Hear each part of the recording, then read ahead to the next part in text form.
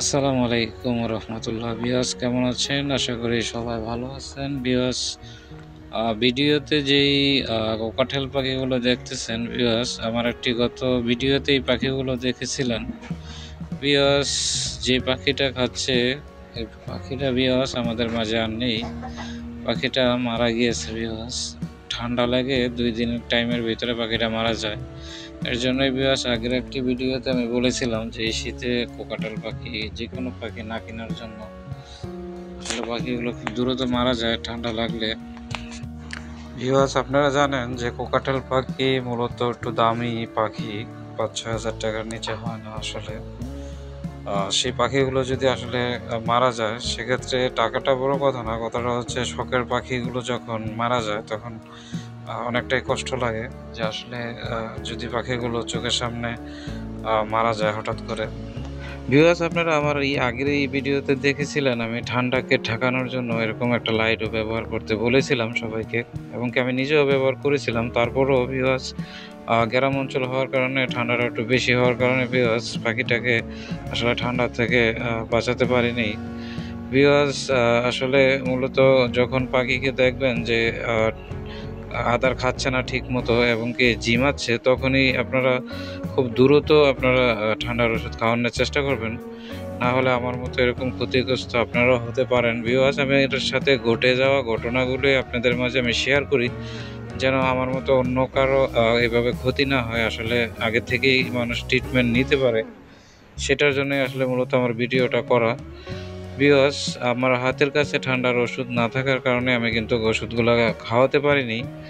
অনলাইনে অর্ডার করতে আনতে সময় লাগে, তাই আসলে আমি ওষুধগুলো খাওয়াতে পারিনি ভিউয়ার্স। তারপর আমি আমাদের একটি এলাকার এক সরকারি ফার্মেসিতে গিয়ে যখন যোগাযোগ করলাম, তখন আসলে আমি একটি ওষুধ পেলাম, সেটা হচ্ছে মাইকোনেট। যে ওষুধটা আছে আমি আপনাদেরকে দেখাবো।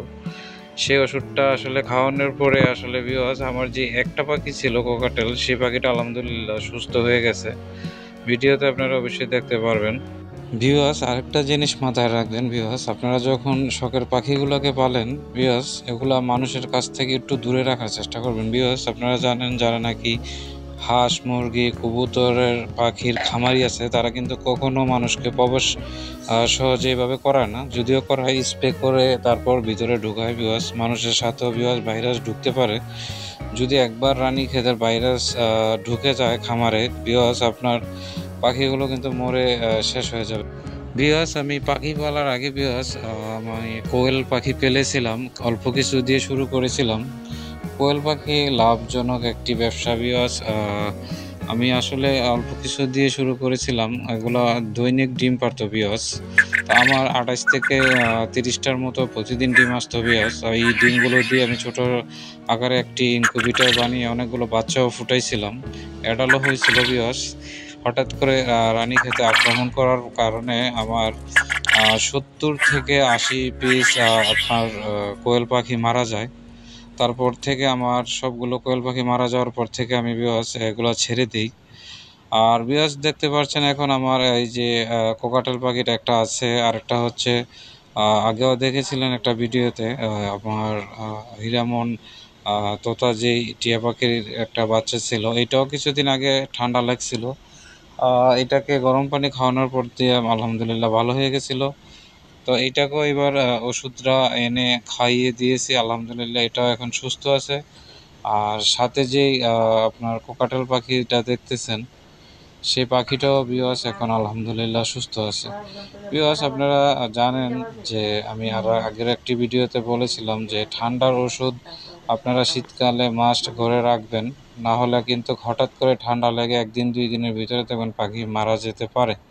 কারণ আমার সাথে ঘটে যাওয়া ঘটনাগুলোই আপনাদের কাছে শেয়ার করি ভিউয়ার্স, যাতে অন্যের ক্ষতি যেতে না হয়, আমি আসলে এটা চাই না। আমার হয়েছে আমার থেকে যদি কেউ ভিডিওটা দেখে যদি তার পাখিগুলো সুস্থ রাখতে পারে, সেটাই হচ্ছে আমার কামনা। তো বিয়াস চলুন, অনেকক্ষণ তো বকর বকর করলাম বিয়াস। এখন মাইকোনের যে ওষুধটা আসলে ঠান্ডার জন্য আমরা কিভাবে ইউজ করব, চলুন আমরা সেই প্র্যাকটিক্যালি ভাবে আমরা ভিডিওটা আসলে দেখি কিভাবে মিক্স করতে হয়, কতটুক দিতে হয়। ভিউয়ার্স, স্ক্যানে আপনারা যে একটি পানির বোতল দেখতেছেন, এটা হচ্ছে একটা 1 লিটারের পানির বোতল। ভিউয়ার্স, আমি ভিডিও করছি আসলে আমার আম্মাকে দিয়ে আসলে আমি এটাকে গোলাচ্ছি, না হলে আমার আম্মা আবার ভিডিও করতে পারবে না। ভিউয়ার্স, যে মেডিসিনটা দেখতে পাচ্ছেন এখন, এটা 1 গ্রাম আমি নিয়েছি 1 লিটার পানিতে। ভিউয়ার্স, আপনারা এভাবে একটা বোতলের মাঝে ভরে নিবেন।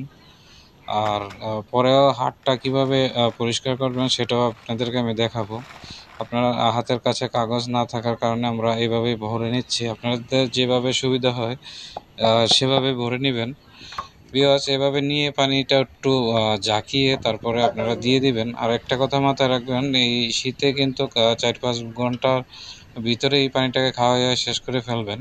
অনেকজন আছে আবার রাত্রে দিয়েও কিন্তু রাখবেন না, সেক্ষেত্রে পানিটা ঠান্ডা হয়ে থাকবে, সেক্ষেত্রে পাখি খেলে কিন্তু পাখির ঠান্ডা লেগে যেতে পারে। ভিউয়ার্স, তারপর আরেকটা আপনারা কাজ করতে পারেন, খানার সাথে ভিউয়ার্স আপনারা 1 চিমটি এরকম দিয়ে খানার সাথে মিশিয়ে দিবেন। কারণ কেননা এই শীতে পানি খুব খেতে চায় না পাখি, সেক্ষেত্রে আপনারা খানাটার সাথে এরকমভাবে একটু পানি দিয়ে হাতে যে মেডিসিনটা ভরেছিল সেটাকেও সাফ করে নেবেন। এভাবে হালকা একটু পানি দিয়ে মিক্স করে নেবেন, না হলে হয় কি আপনার ওষুধটা নিচে পড়ে যায়। উপরে খানাটা খেলে যেই আদারটা আছে, এই যে মেডিসিনটা আছে, সেটা আপনার নিচে পড়ে যায়, সেক্ষেত্রে পাখি কিন্তু আসলে খেতে পারে না। তার জন্য আপনারা পানি দিয়ে হালকা করে মিক্স করে দিবেন, সেক্ষেত্রে কিন্তু খানাটা প্রতিটা খানার সাথেই লেগে থাকবে। তো ভিউয়ার্স, আমার এই কোকাঠাল পাখিটার থেকে আমার হিরামন তোতা পাখিটাই ভালো মেডিসিন মিশিয়ে দিল, খুব সুন্দর করে খায়। তো ভিউয়ার্স, আজকের ভিডিওটা এই পর্যন্তই ছিল। যদি ভিডিওটা ভালো লাগে অবশ্যই সাবস্ক্রাইব করে রাখবেন। এরকম নিত্য নতুন আরও ভিডিও আমি আপনাদের মাঝে শেয়ার করব। ভালো থাকবেন, সুস্থ থাকবেন, আল্লাহ হাফেজ।